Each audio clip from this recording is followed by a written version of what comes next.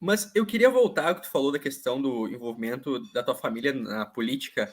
Eu lembro que Uhum. algum news tu comentou, eu não tenho certeza, que algum avô teu era da UDN, né? Ou não? Não sei. Meu avô materno foi presidente nacional da UDN. Ele era Que deputado demais. federal, foi deputado federal, vários mandatos, foi presidente da Câmara e foi presidente nacional da UDN. Ah, que show. Ah, muito legal, porque eu sou muito fã do Carlos Lacerda e da história da UDN, Ah, então, isso é, pô. tipo, Eu vou resgatar e aqui uma carta que meu avô escreve para o Lacerda. E, aliás, é uma troca de cartas. Tem a carta que o Lacerda escreve. O que aconteceu? Quando houve ali a deposição do João Goulart, em 64, aquilo ali aconteceu com o trabalho de um grupo de deputados da UDN que conseguiram, e eram pessoas com uma qualidade intelectual muito grande, eram pessoas realmente com uma inteligência, um desprendimento acima da média, que não se compara hoje ao que a gente tem no Congresso, com raras e honrosas exceções. E aí aquelas pessoas se envolveram nesse processo, só que, diferente do que aconteceu em 2016, quando a Dilma sofreu impeachment, o mundo de 2016 era um mundo pacífico. Entendeu? Então era a Rússia lá cuidando dos oligarcas dele, os Estados Unidos lá, democratas e republicanos lá, brigando, mas se entendendo e tal, tal, tal.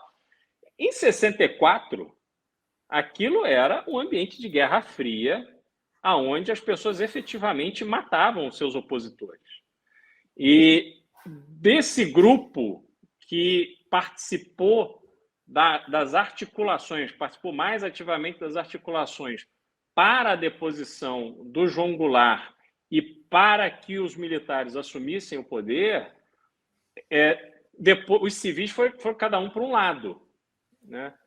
Havia ali uma preocupação dessas pessoas não ficarem no Brasil, e isso depois ficou justificado até num livro escrito pelo Hélio Gaspari, que ele conta a história da Revolução, são, se não me engano, 3 ou 4 volumes. Quatro. E são 4 volumes, né? E ali, eu não sei se é no primeiro ou no segundo, tem uma lista de pessoas que deveriam ser assassinadas pela esquerda brasileira, e o nome do meu avô estava lá.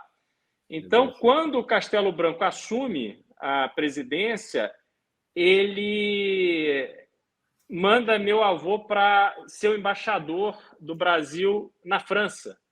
E meu avô passa 4 anos lá, e depois o Castelo sai da presidência, vai para Paris, fica lá uma temporada na embaixada, ciceroneado, sobretudo, pelos meus pais, que ficaram por conta dele ali, levando, passeando, dando atenção e tal.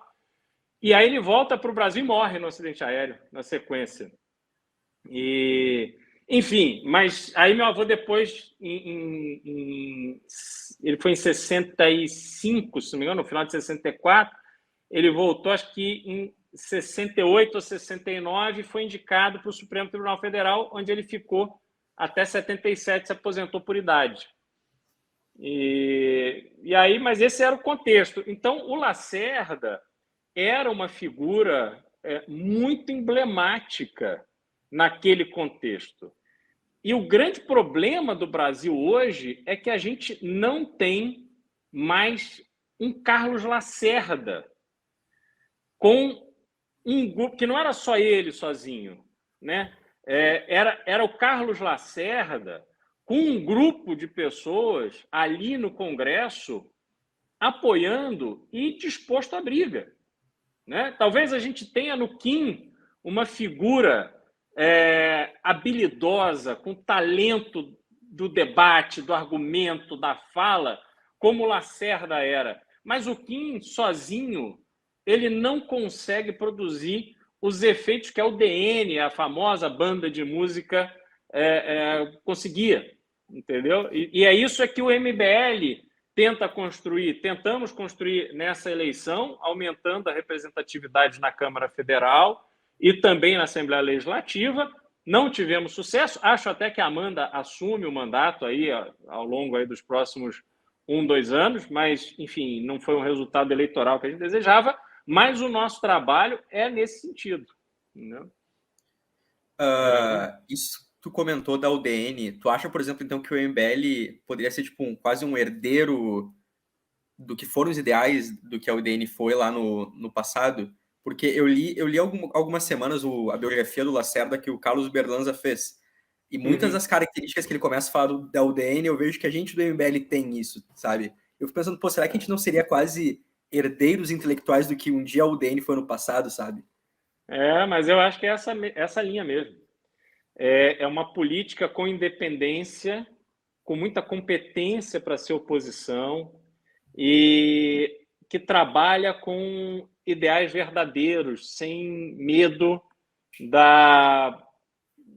dos questionamentos, sem medo de estar na minoria, entendeu? Isso a gente observa de forma muito clara. O que aconteceu com a direita brasileira desde, vamos dizer, ali da ascensão do PT, porque a gente tinha o PFL. O PFL era identificado como o partido de direita do Brasil, aonde vários ex-UDN estavam ali acomodados. O PFL se desintegra numa operação onde os velhos caciques saem de cena e entra o Rodrigo Maia, muito jovem, pouco afeito ao convívio social. O Rodrigo Maia não é uma pessoa expansiva, conversadora, ele é um cara mais reservado. Isso não é uma crítica, é simplesmente uma constatação. E ali o DEM fica sem absolutamente nada daquilo que o PFL tinha, na minha ótica, de qualidade de defesa da direita, né? Tanto é que nessa última eleição, a família Maia ficou no Rio com o PSDB apoiando o Freixo, César Maia, pai do Rodrigo, vice do Freixo, fazendo campanha para o Lula. Então, assim, não tinha como dar certo, né? E quando houve a queda da Dilma, obviamente, o governo PT infla as pessoas que têm um pensamento oposto à esquerda. Então, você começa a ter as manifestações de rua, você começa a ter as pessoas cobrando, aí vem a Lava Jato e aí realmente coloca lenha nessa fogueira e floresce de novo uma direita brasileira. Só que essa direita brasileira, ela foi muito mal representada na eleição de 18. Porque quando o Bolsonaro ganha a eleição com aquele chapéu de grande pensador, representante, não digo nem pensador, porque ele nunca ousou se colocar como uma pessoa intelectual, mas como um grande defensor do liberalismo, um grande defensor da lei, da ordem, da família, da pátria e tal. As pessoas embarcaram num discurso e foram seduzidas por esse jogo, que é uma técnica de oratória, é uma técnica que foi desenvolvida nos Estados Unidos, assim, foi usada nos Estados Unidos e aprimorada nos Estados Unidos mais recentemente. Olavo de Carvalho fez essa operação de migração para o universo brasileiro e o Bolsonaro consegue trazer o apoio dessas pessoas que se tornam facilmente manipuladas para defenderem uma figura e não mais as ideias. E aí o que deveria ser a direita brasileira, a defesa dos ideais da direita, daquilo tudo que o liberalismo representou e produziu em termos de desenvolvimento e prosperidade ao longo da história, as pessoas abrem mão disso e ficam presas na defesa de uma pessoa que não merecia a energia que essas pessoas estavam gastando.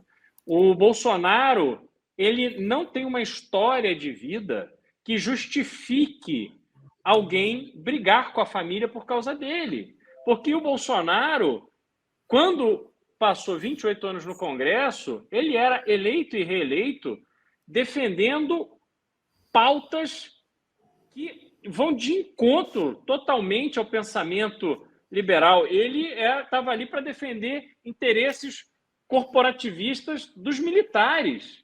Né? Aquela história não, a aposentadoria tem que ser separada, tem que ser diferente, benefício disso, benefício daquilo. Era isso. Porque mesmo o discurso contra bandido bom é bandido morto, cara, isso não aconteceu no Brasil. Assim, não houve uma diminuição efetiva da violência, que não no período inicial, porque foram efeitos do que fez o governo Temer, mas a gente não viu uma revolução na questão do combate ao tráfico de drogas, enfim, não foi isso. Assim, armar a população não é. Acho que as pessoas têm direito de ter sua arma, mas isso não é a solução para o problema da violência brasileira, porque a violência brasileira tem no seu centro uma questão da justiça. Não adianta a polícia fazer o trabalho dela, pegar o sujeito que está ali roubando, leva preso e a justiça solta. Eu não sei se vocês acompanharam uma moça que foi flagrada aqui no Carnaval de São Paulo com 11 celulares. E a polícia foi filmando, os policiais que a abordaram, que apreenderam, filmaram, levanta a camisa. E foram tirando os celulares e contando. Ela estava no meio da multidão roubando o celular. Essa menina foi solta. E ontem ela foi presa de novo. Então, enquanto a gente tiver uma legislação onde a prisão não constrange, obviamente o nosso problema de segurança não será resolvido. Mas as pessoas estavam muito mais preocupadas em defender o Bolsonaro do que defender esse tipo de ideia, esse tipo de pauta. E aí houve uma completa guinada no que a gente imaginava que a direita poderia fazer para se fortalecer. E quem resiste fiel às suas crenças, aos seus ideais, aos seus propósitos? Só o MBL. Sob críticas assim pesadíssimas. Pesadíssimas. Entendeu? Mas nós seguimos, estávamos certos. Porque aí é que vem a semelhança com a UDN.